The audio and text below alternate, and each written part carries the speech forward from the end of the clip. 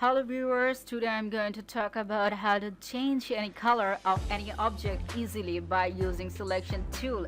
So for this you can see that if I am moving the hue and saturation like this off, and you can see that color of the t-shirt is changing smoothly and without any understanding, like you can't even say that I am changing the color, and it has just adjust easily. So I will be giving these tips in my next tutorial, so wait for it.